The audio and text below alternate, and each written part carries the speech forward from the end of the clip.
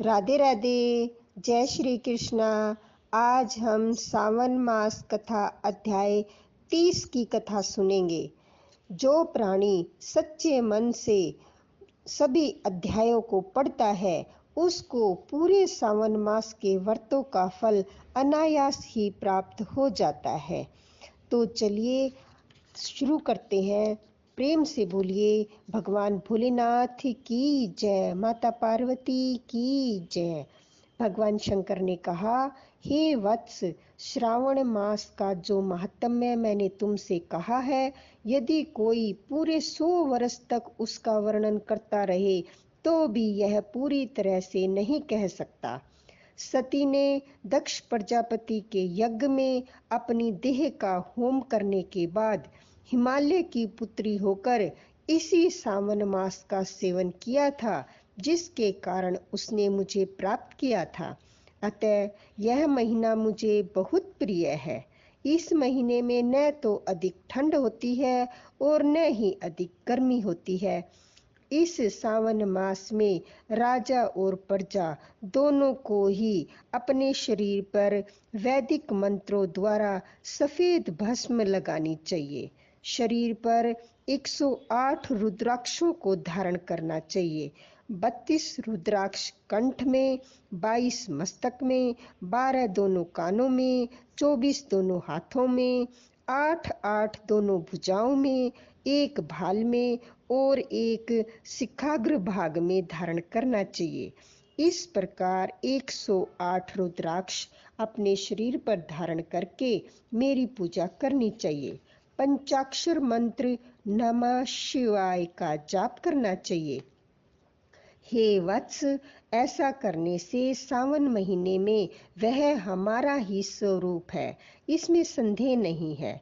सावन मास को जो मेरा प्रिय मास जानकर इस मास में मेरी तथा केशव की पूजा करनी चाहिए। मुझे इस महीने में कृष्ण जन्माष्टमी अधिक प्रिय है। इसी दिन देवकी के गर्भ से हरि अवतरित हुए थे। हे वत्स, यह मैंने सावन मास का लेश मात्र महात्म्य तुम्हें बतलाया है। अब कहो, तुम और क्या सुनना चाहते हो? श्री सनत कुमार ने कहा, हे प्रभु, सावन मास में करने योग्य जिन कर्मों को आपने कहा वह सुना तो मैंने अवश्य, लेकिन सुनने के बीच में मैं आनंद सागर में गोते लगाता रहा, इसलिए मुझे कुछ याद नहीं रहा। हे प्रभु, आप सब कुछ तथ्य रूप में कहिए, जिससे मुझे कर्मानुसार पता चले तथा मैं उसे भक्ति से ग्रहण कर सकूं। भगवान सदाशिव बोले, समाहित हो शुभ अनुक्रमणिका सुनो। सोनक का पूर्व प्रश्न है, अंततर सूत का उत्तर है। सुनने वालों के गुणों की कथा, तुम्हारे प्रश्न और सावन मास की निरुक्ति तथा सावन की स्तुति।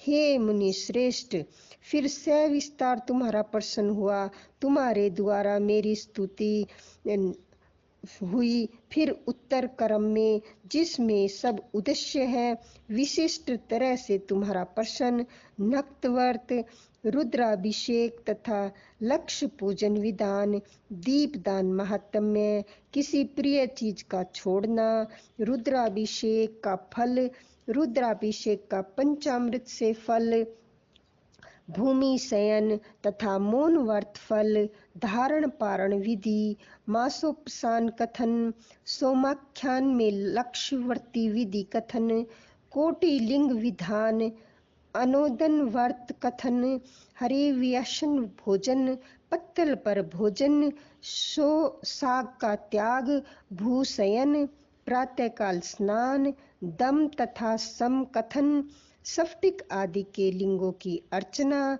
जप, पूजन फल, प्रदक्षिणा नमस्कार, वेद व्यास, पुरुषोक्त विधि, ग्रह यज्ञ विधि, कर्म में रवि, चंद्र तथा भूम का कथन, भौम व्रत तथा बुध और शुक्र व्रत, गुरु शुक्र के दिन जीविंतिका व्रत, शनि के दिन नरसिंह व्रत, शनि हनुमान और पीपल व्रत कथन, रोटक व्रत और औदुंबर व्रत महात्म्य, स्वर्ण गौरी तथा दुर्वा गणपति व्रत कथन, पंचमी में नाग व्रत, षष्ठी को सुपोदन, सप्तमी को शीतला व्रत तथा पवित्रारोपण विधि, नौवीं को दुर्गा कुमारी पूजा, दशमी को आशा व्रत, एकादशी व्रत, द्वादशी विष्णु प्रत्यार्थ पवित्रारोपण, त्रयोदशी को कामदेव व्रत,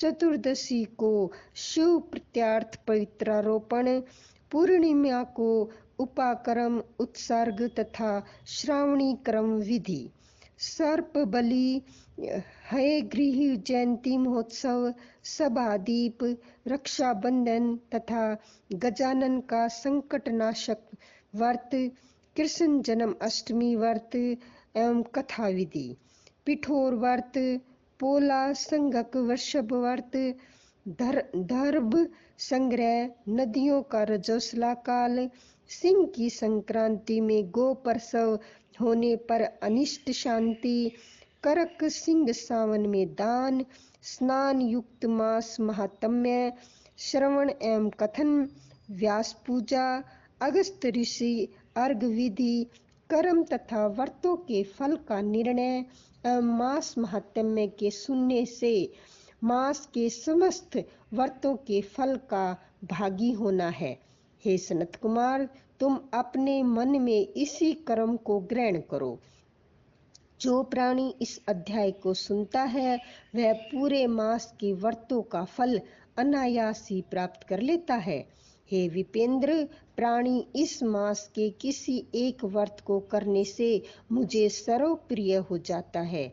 सूत जी ने शौनकादि ऋषियों से कहा कि हे ऋषिवृंद, सनत कुमार सावन मास की स्तुति करके और देवादिदेव भगवान शंकर का अपने हृदय में स्मरण करते हुए उन सब ऋषियों की आज्ञा लेकर अपने आश्रम को चले गए। इस अद्भुत रहस्य को आप भी हर किसी से न कहना। यह तो आप सबको उचित पात्र जानकर ही मैंने प्रकट कर दिया है। बोलो भोले बाबा की जय, माता पार्वती की जय। सावन मास महात्म्य समाप्त हुआ। राधे राधे।